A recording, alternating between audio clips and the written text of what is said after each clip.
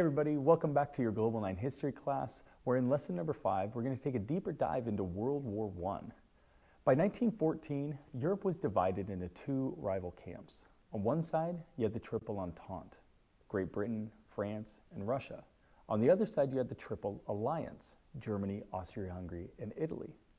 Austria-Hungary's declaration of war against Serbia in retaliation for the assassination of Archduke Franz Ferdinand set off a chain reaction within the alliance systems. The countries followed through on their pledges to support one another. And as a result, nearly all of Europe soon joined what would be the largest, most destructive war the world had yet seen.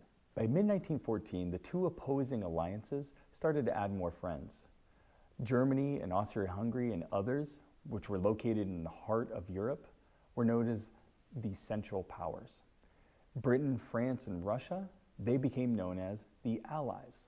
Marching happily off the battle were millions of soldiers from all countries. They were told that the war was going to be a fast one. It would be short, and they would be home before Christmas. And they trusted in their leadership. When it was all said and done, it would take 4 years, and millions would perish. Our story starts with Germany, straddled on both sides by France and Russia. Not wanting to fight on two fronts, Germany's employed what was known as the Schlieffen Plan, named after a general.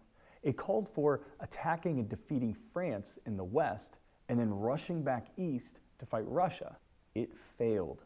Bogged down on both sides, the war turned into a bloody stalemate. The deadlocked region in northern France, where British and French soldiers were battling German soldiers, it was known as the Western Front. On the other side, where Russian soldiers were fighting the countries of the Central Powers, it was known as the Eastern Front.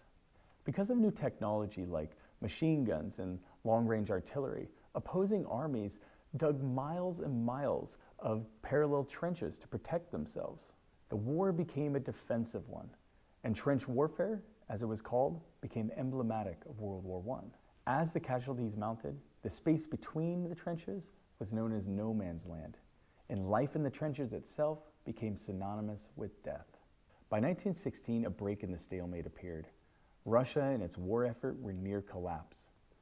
Not quite industrialized, Russia had near constant shortages of food, guns, ammunition, blankets, boots. Combined with civil unrest and the unpopularity of the Tsar Nicholas II, Russia soon withdraws from the war, and revolution sweeps their own country. They would later emerge as the USSR. Meanwhile, Russia's withdrawal from the war allowed Germany to send nearly all of its forces back to the Western Front in hopes of defeating France and Britain out there. Would Germany finally succeed, break the stalemate, and win the war? Or would France and Britain hold firm? Or perhaps does a new face emerge in the war and turn the tide towards the eventual winners?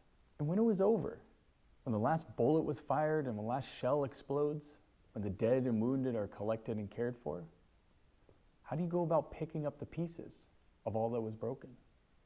More on that next time.